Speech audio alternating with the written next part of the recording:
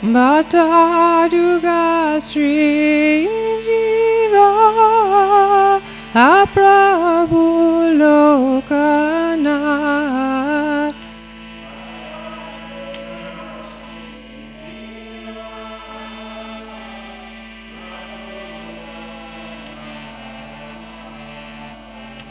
Daya Karo Shri Acharya Prabhu Srinivasa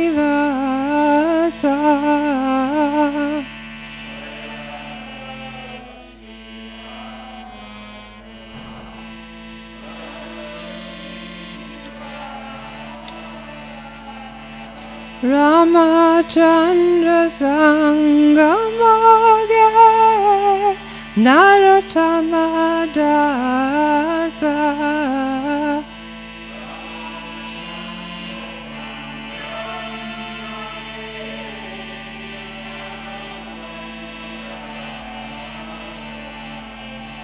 Shri Krishna Caitanya Prabhu Daya Kora More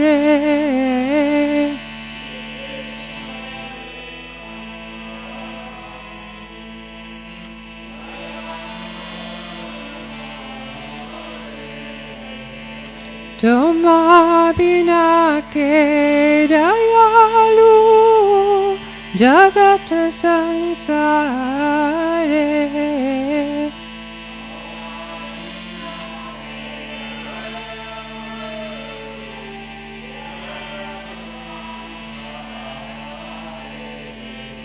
Hare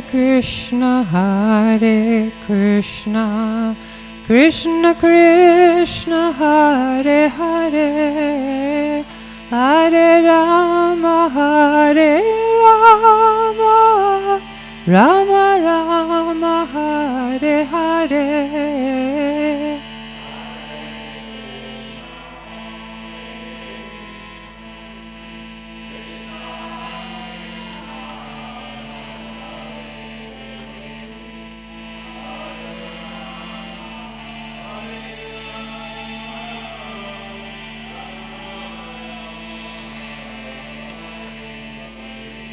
Hare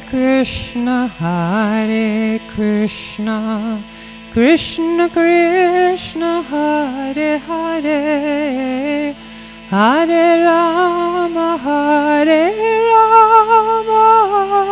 Rama Rama Hare Hare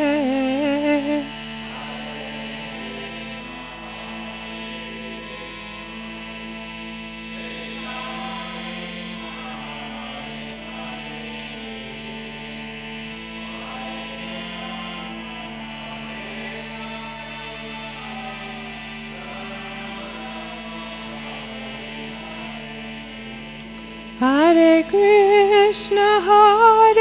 Krishna Krishna Krishna Hare Hare Hare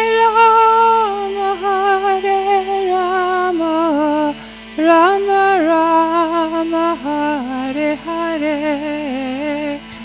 Hare Krishna Hare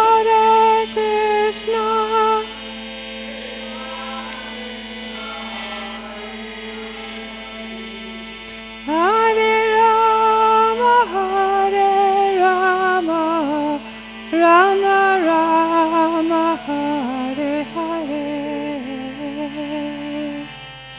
Hare Krishna Krishna Krishna Hare Hare Hare Rama Rama Rama Hare Hare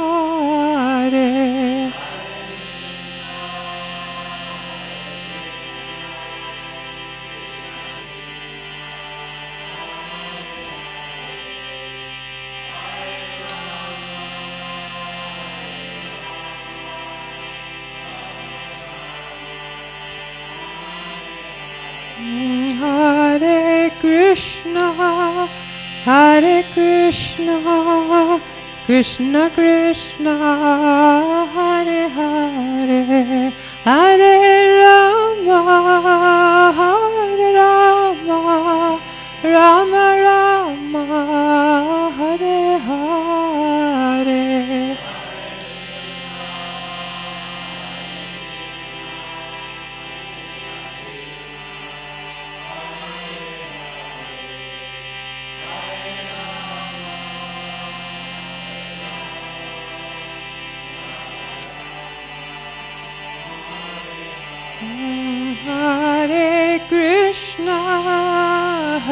Krishna, Krishna Krishna, Hare Hare, Hare Rama, Hare Rama, Rama Rama, Hare Hare.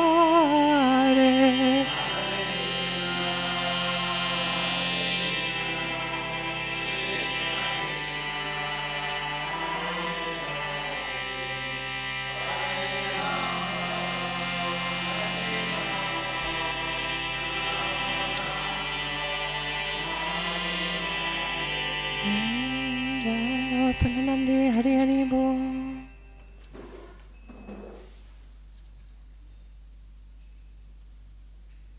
Thank you. Sorry to hear you now.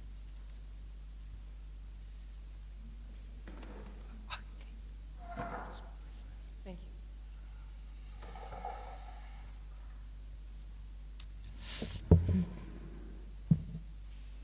Jaya Jaya Shri Caitanya Jaya Nityananda Jaya Advaita Shri Caitanya Jaya Advaita Chandra Jaya Ghora Bhakta Vrinda Jaya Jaya Shri Caitanya Jaya Nityananda Jaya Jaya Advaita Chandra Jaya Ghora Bhakta Vrinda. Reading from Sri Caitanya Charitamrita, Adi Leela, chapter 17, texts 258 to 260. Tatapi Dambhika Paduya Namra Nahi Haya Tatapi Dambhika Paduya Namra Nahi Haya Yahan Tahan Prabhura Ninda Hasi Se Karaya Yahan Tahan Prabhura Ninda Hasi Se Karaya Tatapi Dambhika Paduya Namra Nahi Haya Yahan Tahan Prabhura Ninda Hasi Se Karaya Tatapi Dambhika Paduya Namra Nahi Haya Yahan Tahan Prabhura Ninda Hasi Te Karaya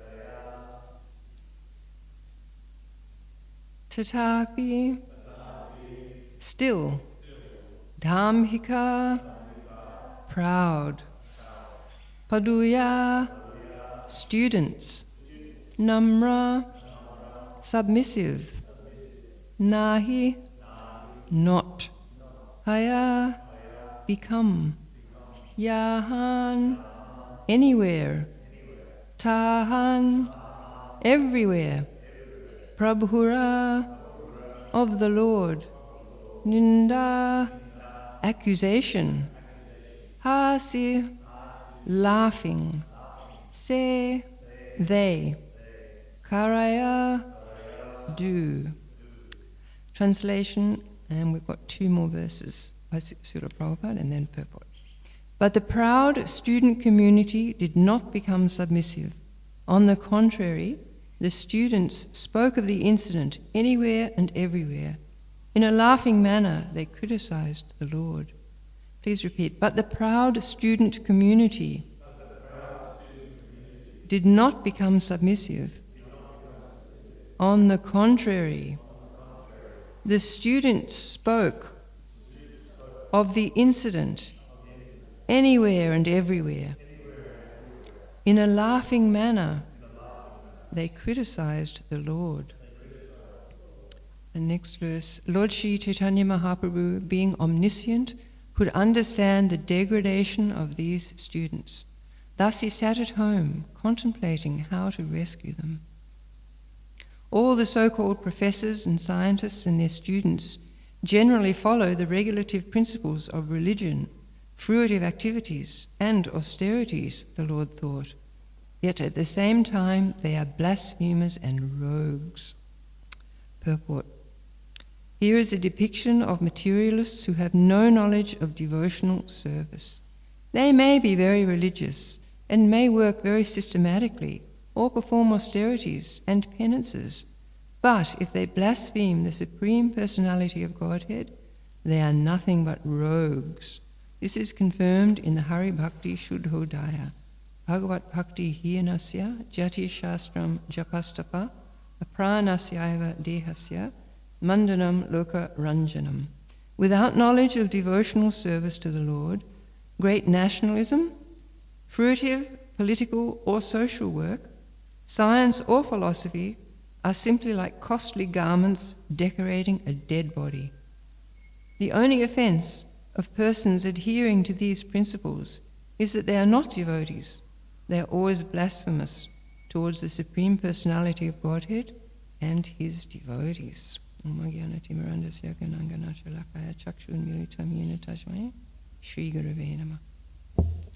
please excuse the had a couple of cancers burnt off the other day.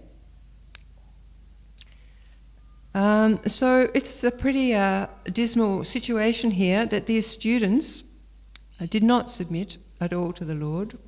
Rather, they spoke about what had happened here and there. And that way it sort of, you know, when people create political turmoil, all they have to do is sort of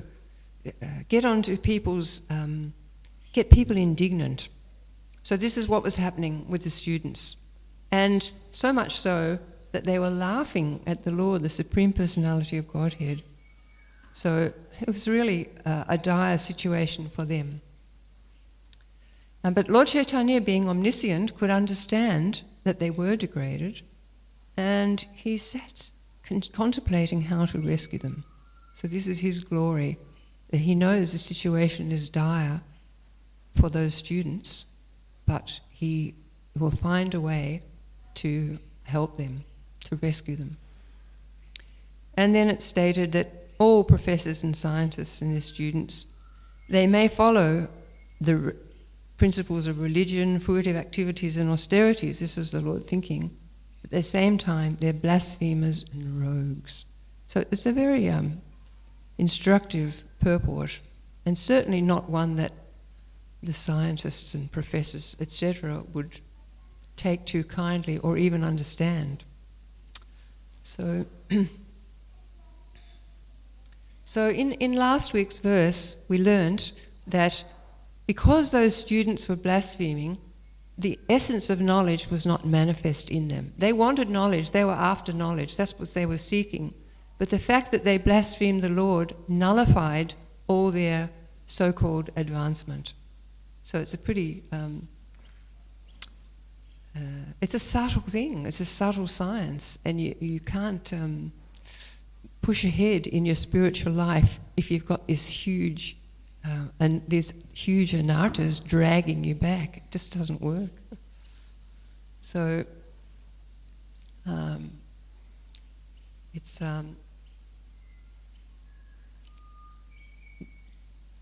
we know always that pride goeth before a fall, In the 80s, I had a perfect example for myself. We had the Gurukul Sports Day, and the parents got to run in a race. The mothers were running in a race, and so I ran in the running race. And just before I got to the finish line, I looked around, I thought, I'm winning! I've never won a race in my life. And I put my arms up, and I went straight down on my face into the ground. So I just kind of had to laugh, because pride goeth before a fall.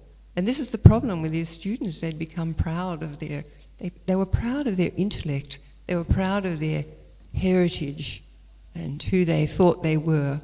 And so they blew it. So there's a feeling that comes, and this is what the students would have been fostering. It's called righteous indignation. They think they're right, and they're indignant. And it goes on, we all do it, it goes on in everybody's life. You become indignant about something, but you think that you're right.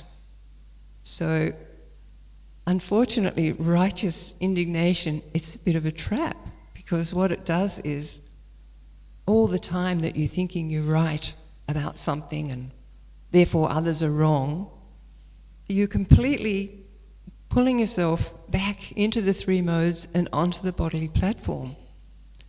So it's actually, and it's not like it doesn't go on in devotional communities, because one can point the finger and feel very righteous and get indignant about so many things, but actually it's a trap. And there's one verse also in the Srimad Bhagavatam that talks about disputants, the two disputants. They actually become involved in their dispute and they forget about the lotus feet of Krishna. And that's the problem. There's two problems. We forget about the lotus feet, and also our mind becomes tinged with negativity when we're thinking these things, and that's not good for our spiritual life. So it's not actually something that it's something that we can look out for, because it's so easy to slip into it, and it's a real trick. It's a trap. It's like I was reading recently, Narottam Das Thakur, he calls the search for knowledge, jnana, karma, and worshipping the demigods for various things, he calls them a trap. And he says, if you fall into the trap of these things, you're doomed. And you might say, well, why? They're yoga paths. The problem is, unless you've got that goal of Krishna like firmly in your mind as you're doing all your practices, then you're actually only going to be pulling yourself away from the goal of Krishna's lotus feet. So it's a really something that we all have to think about, because we can so easily get on that righteous indignation platform, and away goes our humble Krishna consciousness. It's just gone just like that. So in this case, Lord Chaitanya's students had no right to blaspheme their guru, or criticize, or chastise. This was not their position. And so they've completely blown it in that sense. The guru, the teacher, always should be respected. And we know there's plenty of fuel in Kali Yuga to become indignant about. It's everywhere. You can hardly open your eyes and look around without finding something that you can become indignant about. But our eyes, somehow or another, our goal is to get them tinged with that salve of love, not looking out for things that are wrong. So, Srila Prabhupada used to say to the devotees that it's like when they would complain about devotees or things happening, and Srila Prabhupada would say that we're all in the hospital. We're in the hospital because we know we're sick. And so the others in the hospital, how can we criticize them? Because they're trying to get better. So that was his take on that. And also, there's a very nice story about Srila Bhaktisiddhanta Saraswati, when some disciples went to complain about a particular disciple, and they were saying, "Oh, Guru Maharaj, he's lazy. If we go and ask him to do some service, he doesn't want to do it. He's not tidy." And they just had all these complaints. And Srila Bhaktisiddhanta was just sitting there listening. And he said, "Does he have any good qualities?" And they said, "He likes to preach." "Oh, he likes to preach. Very nice quality." So they just had to humbly bow their heads and leave. Because Srila Bhaktisiddhanta was seeing from a spiritual platform and they were not. So, it's things that we also keep in mind. But it's really in the face here with these students. They're Brahmins, they're from high families, they're intelligent, they're religious, they perform austerities. But even the fact that they do all these things, in the Madhya Lila 15 and in the purport of 106, Srila Prabhupada says, one may be advanced religiously, but if he is not trained in devotional service, he has very little credit on the transcendental platform. He has very little credit on the transcendental platform. So we're looking for credit. You want to love Krishna, we need a lot of credit to do that, because Kali Yuga is so pulling this way and that, and the modes are so strong. So it's something that we also have to be aware of this. All these things, they're great if you put Krishna in front. As Prabhupada always used to talk about all these zeros. Material life is a bunch of zeros. But if you put one in front of it, that becomes so valuable. 100,000, 1 million, it becomes so valuable. So that one is Krishna. Putting Krishna in front of what we do. Krishna first. And then everything becomes of value. So then if we perform austerities or, religious, or different austerities or different festivals or whatever we're doing, if Krishna is the center, then it becomes really glorious and wonderful and worthwhile. And Krishna becomes pleased, and that's where the credits come. So I wanted to read a little bit from Madhya 19. It's where Lord Caitanya met. He was meeting Vallabhacharya.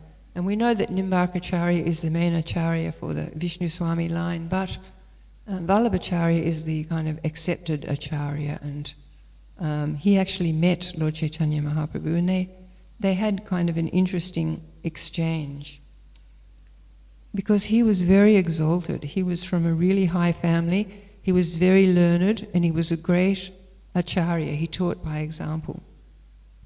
So he met Lord Chaitanya, and at the same time, and he actually could see Lord Chaitanya's ecstatic love, but he couldn't really kind of understand it, so Lord Chaitanya checked it. So he invited him for lunch. And then he introduced Srila Rupa Goswami and Vallabhacharya, his brother, Vallabhabhata, to Vallabhacharya.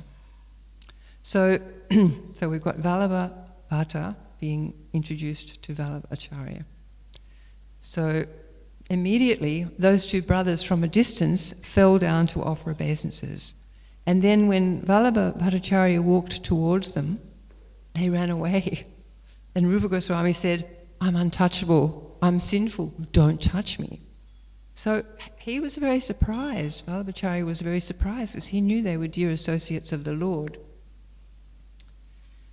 At Sri Caitanya Mahaprabhu, when he saw their humility, he was very pleased.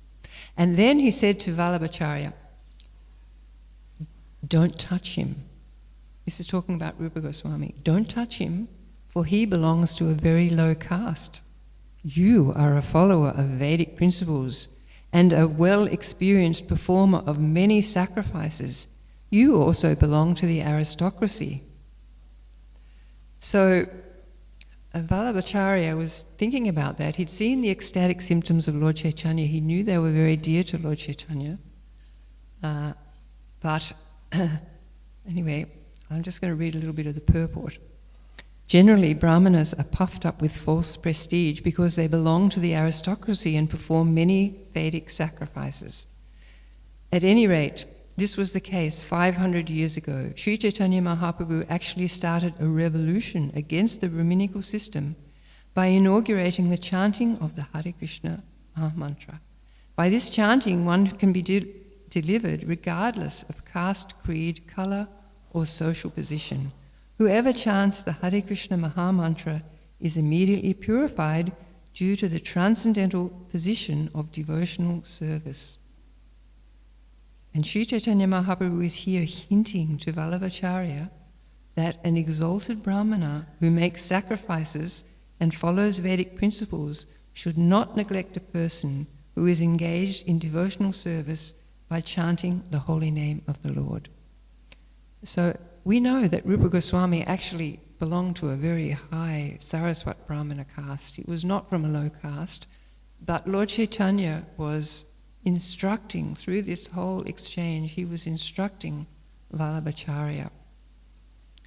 So Vallabhacharya, in hearing Vallabhabhata and Rupa Goswami chanting, could understand they're actually very saintly. And then he said to Lord Chaitanya, since these two are constantly chanting the holy name of Krishna, how can they be untouchable? On the contrary, they are most exalted. And then he began quoting. There are many quotes in the Vedas that dog-eaters can perform Brahminical services and are actually higher than Brahmins if they are purified by this chanting of Hare Krishna mantra. So he quoted one of those verses. And Lord Chaitanya was very pleased to hear that. And he quoted several verses, and I just wanted to read one of them. This is Madhya Lila, chapter 19, verse 75. For a person devoid of devotional service, birth in a great family or nation, knowledge of revealed scripture, performance of austerities and penance, and chanting of Vedic mantras are all like ornaments on a dead body. Such ornaments simply serve the concocted pleasures of the general populace. So these are very strong words that Lord Chaitanya, and it's very strong instruction that he's giving here. So if we decorate a dead body with ornaments, there's no life there. So the person certainly cannot, there's no connection with life. So what's the use?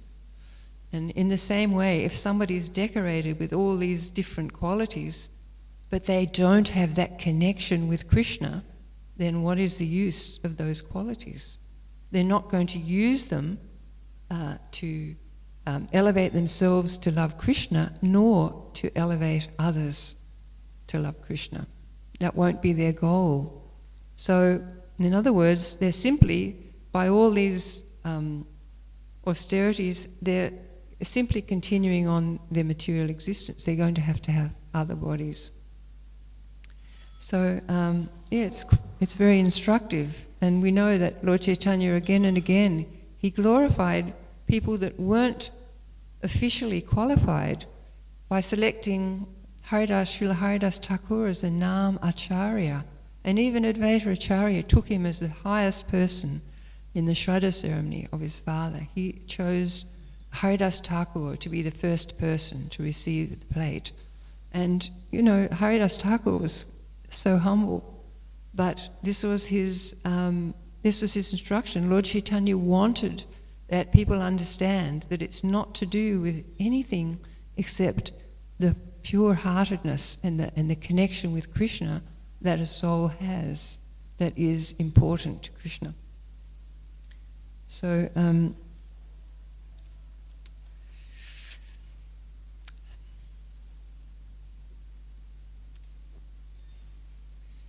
so the idea is that we have to always keep our eyes on the ball. You know, there's that saying, keep your eyes on the ball. And if you've got a sports person, they may be very expert at their art, at their sport, but they always have to keep their eye on the ball. So for us, keeping the eye on the ball is keeping that Krishna is in front of all the zeros, that he's there, present in what we're doing, present in what we're thinking, present in our relationships. So we're speaking to people, we've got that understanding that Krishna's there. So that then makes it of value. So Prabhupada, in the Nectar of Instruction, of course, we learn that there is a price to pay, and that price is enthusiasm and focus. So Nectar of Instruction teaches us that enthusiasm, determination, and patience is required, and that all those three qualities need to have the quality of humility allied with them. So the patience actually can help us sometimes when we get a little daunted and our enthusiasm wanes. That patience, to have the patience to continue on with our spiritual life in a humble way, it's kind of like it moves us along so that we're still performing our devotional service, even though we may not feel a strong connection, until the time comes when, through that humility and perseverance and patience, then Krishna blesses us with a little more taste. So, one thing I wanted to say that also is that we shouldn't think that Lord Caitanya was actually unhappy about this situation. The students were running around blaspheming, laughing about him. He's at home thinking, how can I save them?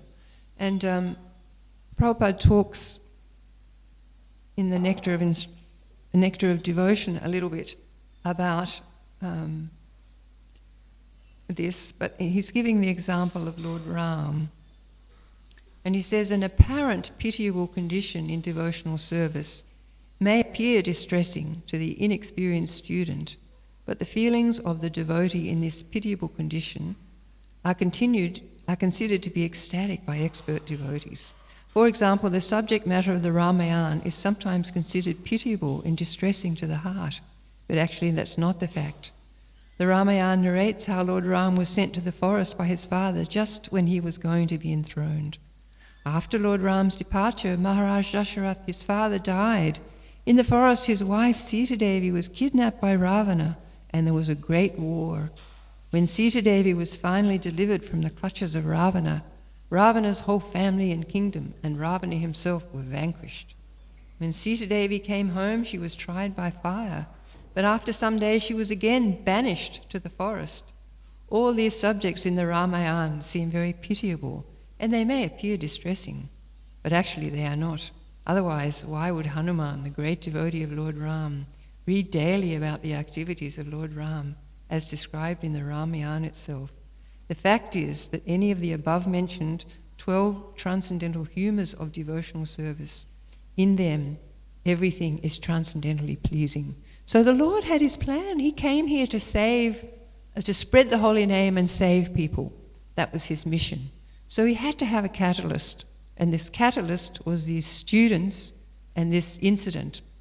So it's not like he was feeling morose, or just like Prabhupada, I was listening to a lecture the other day, he said, you cannot think that Krishna was morose on the battlefield of Kurukshetra. Arjuna was morose, but Krishna was ecstatically happy. So the same thing with Lord Caitanya, because he came for that mission, and for that mission he needed to be able to constantly travel and preach. So this was just the little pastime that occurred to push this, so that it all happened and went forward, and Lord Caitanya could begin his strong preaching and travel, and this holy name could be spread. So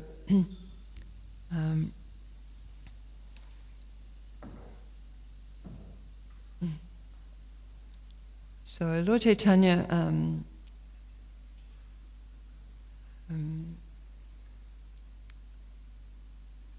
it's actually Lord Caitanya is the Lord is pleased. Actually, all these pastimes are pleasurable to him. It's not like at any time or in any pastime the Lord feels distress. Of course, he manifests distress because, through Yoga Maya's assistance, he's able to do that. But actually, he's always transcendently blissful. It's not possible for Krishna to actually feel unhappy, or for Lord Caitanya to actually feel unhappy. He's always manifesting his transcendental pastimes, and it's our eyes that we see these things because we're so used to the world of duality. That's our perception. We live in it. The world of ups and downs and distresses and happiness and heat and cold and suffering. So because we don't have those transcendental eyes, we're not privy to these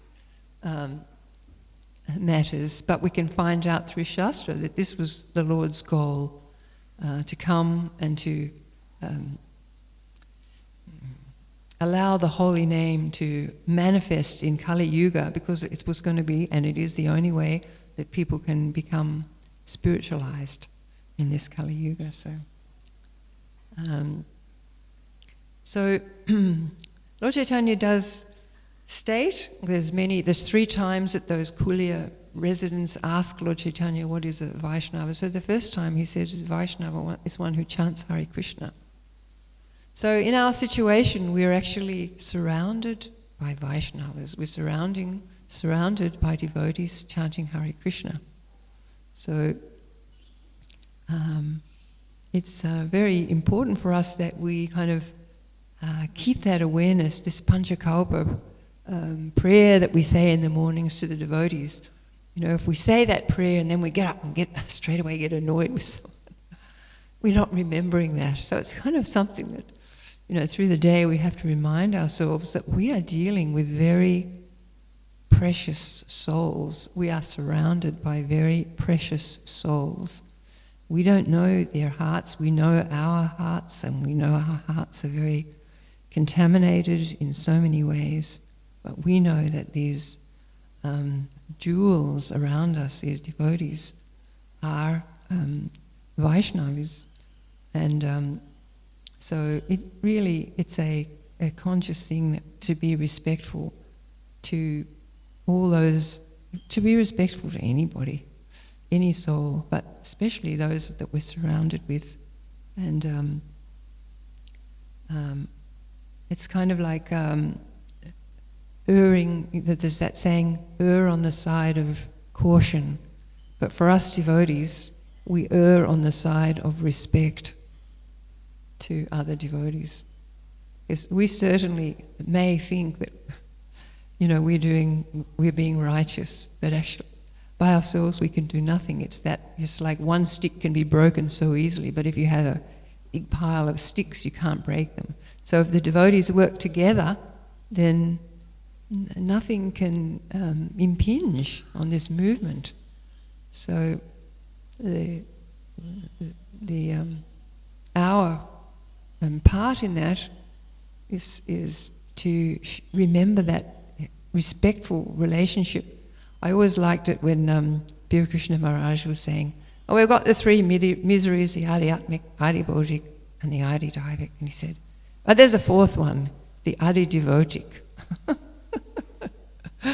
And because when we're rubbing up against, others, it's so easy to start to think, well, why is this person this, that person that? But by remaining respectful, then we can have our own anartha sort of chipped away. So it's it's something that we can work on because it's only for our good. We want to love Krishna. Krishna wants to love us. And I was thinking, like yesterday, Devamrita Swami was saying that we've got Lord Caitanya and Lord Nityananda to take shelter of. We're so fortunate, and we are so fortunate. But just imagine if one child is being unkind to another child, and then they go to their father and say, "Oh, Father, can you be merciful and give me this and give me that and do this and do that?" Well, the father's going to say, "Well, hang on, you're not very nice to your brothers and sisters." So if we want that mercy of Lord Caitanya, if we want Krishna's mercy, we really need to have an open heart in our dealings with others, with the devotees particularly, and that way we will, when we go to the Lord, if we have that open heart and we go to the Lord and we beg for mercy, they're going to be more likely to benedict us if we have that inner respect. And it's not like you can have an inner annoyance and then an outer respect, because things come out, in people's attitude. So it's important that we deal with our attitudes in our heart, because that will project out. If our attitude in our heart to those around us is respectful, and we're remembering always our fallen state, then it will manifest. So anyway, I was just having these thoughts because I was thinking of these students and how they lost their intelligence, they lost their spirituality because of offending the Supreme Lord. So, and Prabhupada had mentioned in the purport and devotees. So it is very important for us. It's a funny thing, isn't it? It just sort of bewilders me so many times. We know the goal is to love Krishna, and we know how to do it. But there's some sort of, the modes are so strong, and there's some kind of laziness, and it's there in Kali Yuga, that the Kali Yuga residents are lazy and misguided and full of quarrel.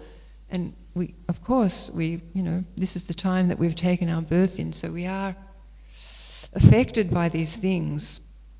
But it's really important to kind of keep this consciousness in our heart, to be very respectful to others around us, and then Krishna will be happy with us, and he will benedict us. He's benedicting us all anyway, but he'll benedict us faster and stronger if we keep that nice attitude to devotees. Okay, please forgive me for any offences or mistakes. Are there any questions or comments that anyone has?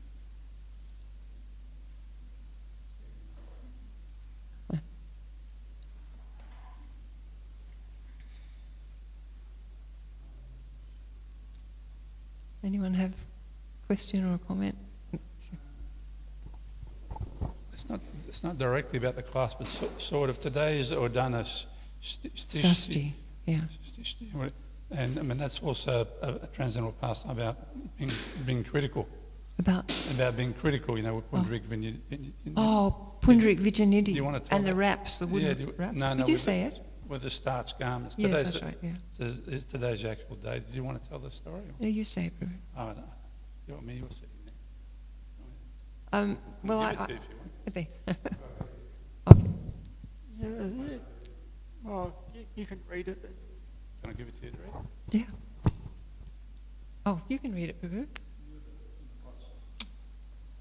That's a translation. Can you see that, right? Yes. So Pundarik Vidyanidhi initiated Gadadhar Pandit for the second time, and on the day of Govardhana Shashti, he saw the festival. Purport. At the beginning of winter, there is a ceremony known as Govardhana Shashti. This ceremony indicates that from that day forward, a winter covering should be given to Lord Jagannath. That covering is directly purchased from a weaver. According to the Archana Marg, a cloth should first be washed to remove all the starch, and then it can be used to cover the Lord. Pundarik Vidyanidhi saw that the priest neglected to wash the cloth before covering Lord Jagannath. Since he wanted to find some fault in the devotees, he became indignant. That's it. So, it's so easy. He became righteously indignant. And that's the trouble, because you can be correct about things, but there's that, the man of it, he got slapped by the Lord on his cheeks. Lord Jagannath slapped him. So, yeah. Nice. I didn't mention that, but nice that you brought that up. Yeah.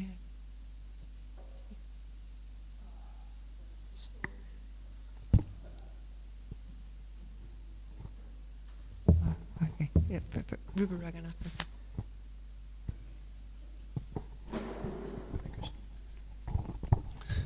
Hare Krishna.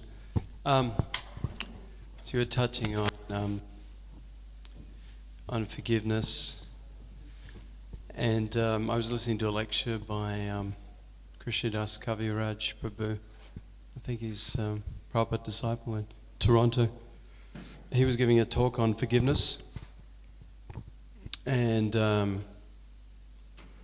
he gave an extreme story that there was an Amish community in America, and some man came in to the classroom where there were little children, and this is like 20 years ago. Shot like 30 children, killed 30 children. And the Amish community were like, they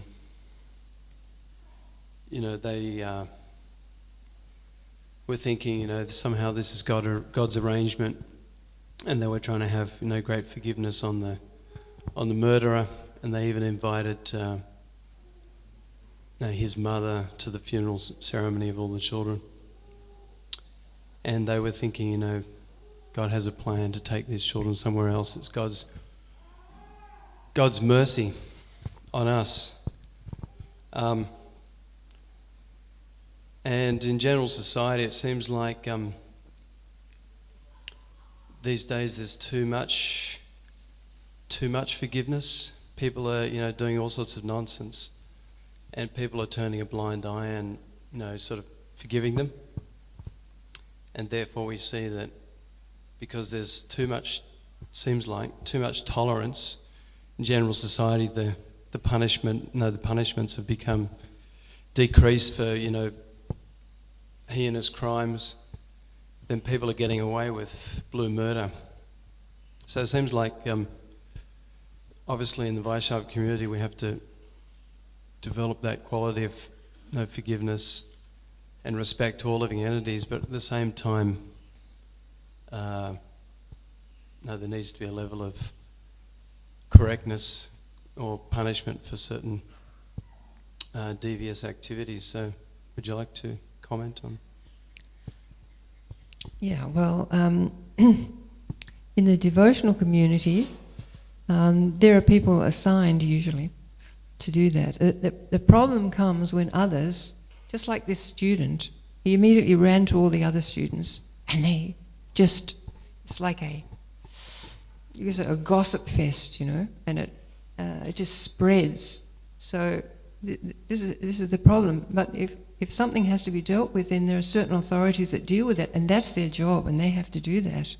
But the problem is that we on the sidelines start to make judgments, and that's what clots up the heart. As soon as we start making judgments, it's nothing to do with us, not our business. But we make judgments, and then we get caught up, and out goes Krishna from your consciousness, as soon as you do that. And that's why you have to have everything nicely set up, so that there are certain people who take care of, certain aspects, and that's their job, and they know that's their job, and they also have guidelines for it. And if you do that, then it doesn't require the whole community to get involved in this, that, and the other, because all that does is distract us. Yeah. Okay, Hare Krishna. Thank you very much.